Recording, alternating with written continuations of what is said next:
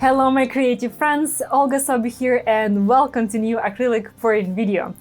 I am back to my Dancing Universe series and today I want to create a planet pour and I want to switch my process a little bit. So in all of my previous planet pours, I have first created the planet and then the negative space around it. So switching it up, I'm gonna do the negative space first and the last will do the planet. Let's see how that turns out, so without further ado, let's get started. Let's go!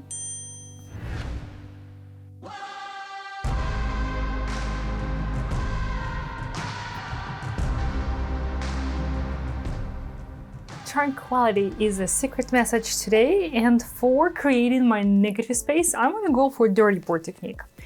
So I want to use Prussian blue as my base color. I don't really need to do the full cup. It's gonna be way too much, something like this.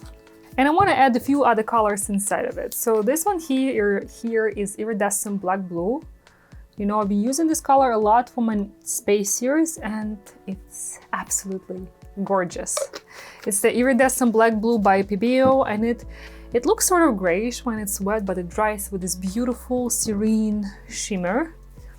I also want to add a little bit of silver.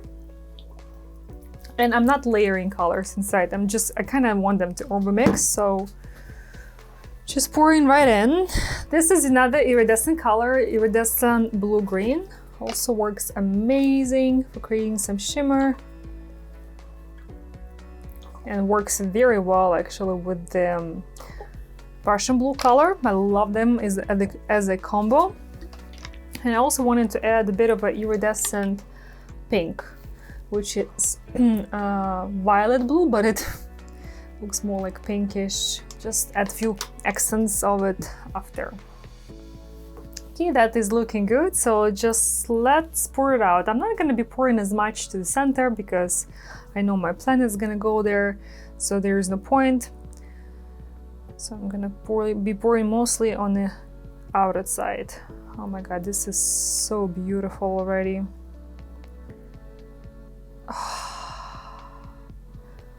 Look at those colors.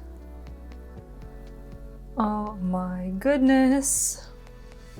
They have such a majestic space feel to me already. Wow.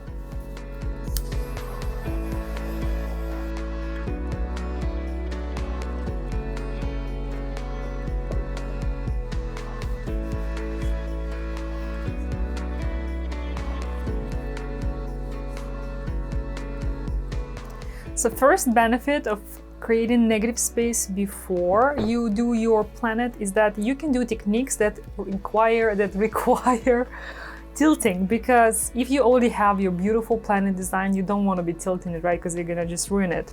So if you want to go for dirty pour and tilt, like I do today, this is definitely a better, smarter order of steps. This is so moving! Oh my god, so many beautiful lines here.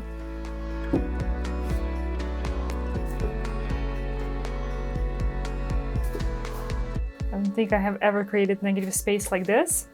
I think I can stop here. Don't really want to change it a whole lot. Making sure my side's covered above the tape. This is super cool. Very, very different from what I've done before because I have been doing my negative space with the blowing technique, so I didn't really have those lines. They look like universe wormholes. That's what it's called? Can't remember. So initially I was planning to use this hoop, which are, by the way, embroidery hoops. If you haven't seen my Earth video where I explained what this tool is. So I was gonna use a big one, but I just like everything that's happening here. So I think I'm gonna go for a smaller one so I can save as much negative space as possible. I have my step ladder here with me just to make sure I'm placing it in the center. It's much easier to look from above. Okay, doesn't need to be perfect, but I think it's close enough. So now we're gonna create our planet, and this is where it gets a little tricky in my opinion. So first of all, I would need to remove a little bit of the paint from the inside, And second, I'm gonna be adding these colors. I want my planet to be pretty warm, sort of Mars color palette. When adding colors for the planet inside, it's super important not to add too much. Because when we first creating the planet and blowing it out, we are leveling out our paint and it doesn't really shift as much during the drying. Whereas when we first add negative space and if we have too much color inside here, when we're gonna lift the ring, the paint will level out because we're working with fluid acrylics and that's what they do when they dry and they level out for the first half an hour to an hour. So super duper important not to add too much. It's better to add a little at a time and then, you know, always can add more if you need it. So I'm gonna just get the paper towel and I want to first scoop up, just deep out a little bit of this paint because I want my planet to be lighter and brighter. It doesn't matter if a little bit of it stays. It's actually not a bad thing to have some of your negative space color inside of the planet. It will help your color palette to be more balanced and united. Okay, I think this should be good for now. So I have some white.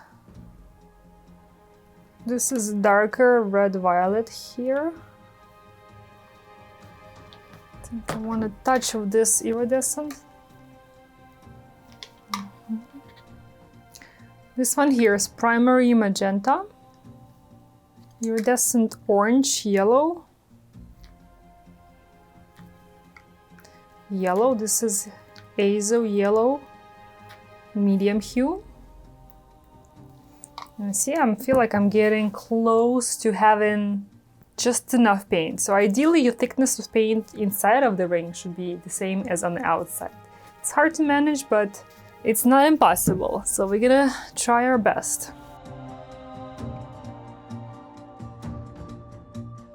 One super handy tool that I do recommend you to have around when doing this technique, and if you added a bit too much paint, use this syringe. It has no needle, just to remove a little bit of the extra paint.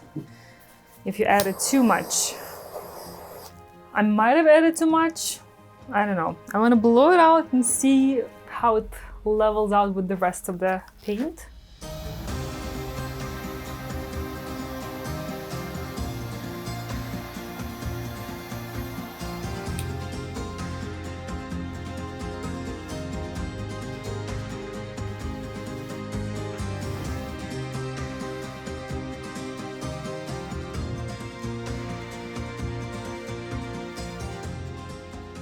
So I actually think that I want to remove a little bit of paint on this edge. I have too much of the dark blue. I really hope you guys enjoying some tips and tricks I'm sharing with you in this tutorial and all of my other tutorials. And if you're new here, welcome to my channel. If you're enjoying my company, make sure to subscribe. Add a couple drops of yellow just inside here. Now let's lift up that ring and see what happens. Making sure to pop the film.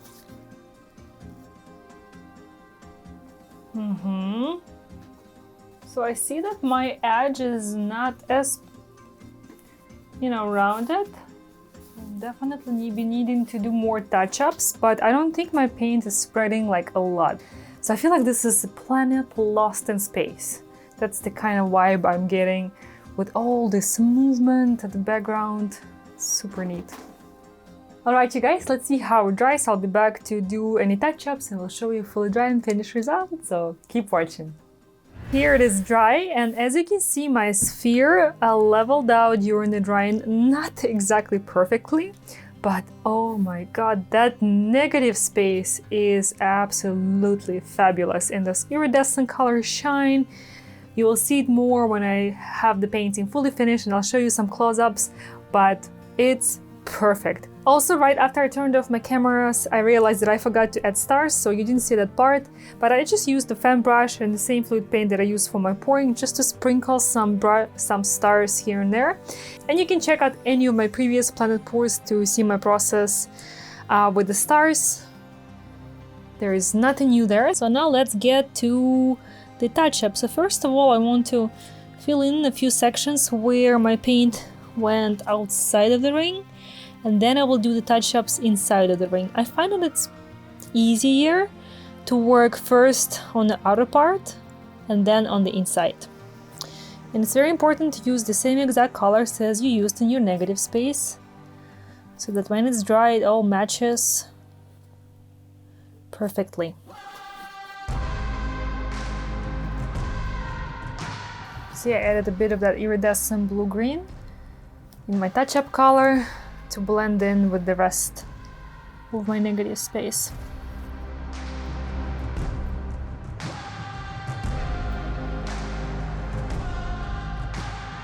So I don't see any sections that require my attention on the outside of the ring, so now I want to fill in the inside, and I'm using dark red violet to create sort of more shadow part of my sphere on the bottom, and then some highlights over here.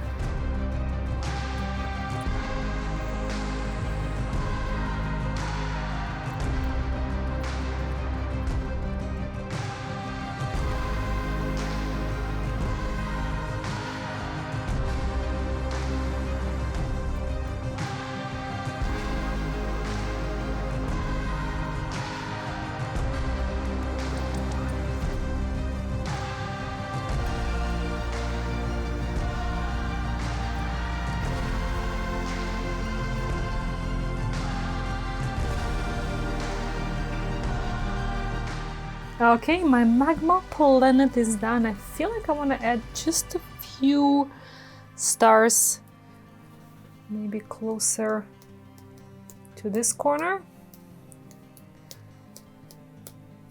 A couple more constellations.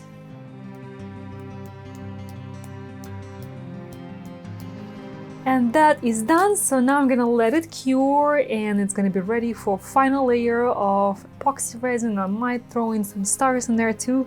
So keep watching to see the very finished, fully done result and some beautiful touch-ups. I will be right back. Hey guys, so here it is, all dry and finished as always with layer of epoxy resin, and I absolutely love how it dried.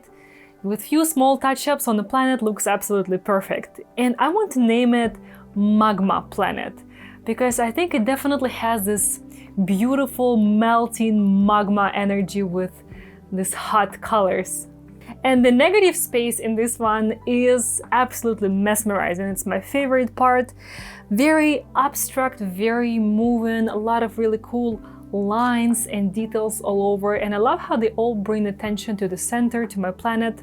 And I used my iridescent colors. I used this beautiful iridescent blue-green, this one is black blue, and this one is iridescent violet blue. And you see, when they dry, especially when used along with the darker colors, they give very subtle shimmer and a lot of transparency, which really emphasizes this deep and cosmic feel. So really love how this one turned out. And to sum it up, I would say that if you want to create negative space with technique that requires some tilting, it's definitely a good strategy to first create the negative space and then the planet part. And otherwise, I would create the planet part first and then work with negative space around it. So it really comes down to which techniques you planning to use for your galaxy and space painting. And tell me, which style of the negative space do you prefer better? The one like for today's painting with the dirty pour and some really abstract movement, or something like I done for my previous planets with the Dutch pour and blowing techniques? And tell me, how do you like the outcome overall for today's painting? I would love to hear from you. I'll chat with you in the comments down below. Thank you so much for joining me today. Take care, create with passion, and I'll see you in the next video. Bye bye!